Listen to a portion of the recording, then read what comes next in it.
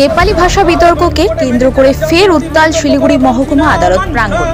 অভিযোগ, মংপু আদালতে শুনানির সময় এক উকিল নেপালি ভাষায় বক্তব্য রাখলে দায়িত্বপ্রাপ্ত ম্যাজিস্ট্রেট বিক্ষোভকারীদের দাবি নেপালি ভাষা সংবিধান স্বীকৃত, তাই বিচারকের মন্তব্য অসম্মানজনক। ম্যাজিস্ট্রেটকে প্রকাশ্যে ক্ষমা চাইতে হবে বলেও দাবি ওঠে। ঘটনায় রাজনৈতিক মহলেও তীব্র প্রতিক্রিয়া দেখা দিয়েছে।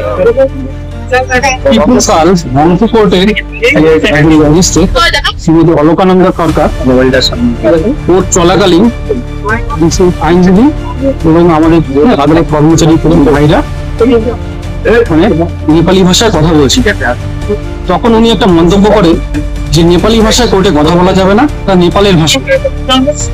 ওয়েদার কনস্টিটিউশনে কিন্তু পরিষ্কার বলা আছে নেপালি ভাষাটা আমার ভারতবর্ষের ভাষার মধ্যে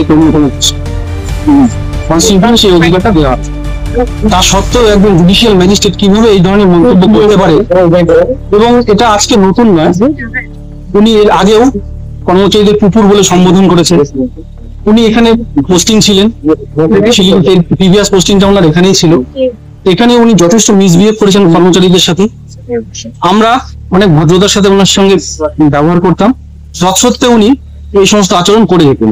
তো আজকে জল মাথার উপর দিয়ে চলে গেছে। এই ধরনের মন্তব্য আমরা কিছুতেই বরদাস্ত করব না এবং অবিলম্বে ওনার বিরুদ্ধে আইনানুগ ব্যবস্থা নেওয়ার জন্য আমরা দাবি রাখছি। আপনার নাম? আমার নাম দেবাশিস সরকার, আমি শিলিগুড়ি আদালত কর্মচারী সমিতির একজন।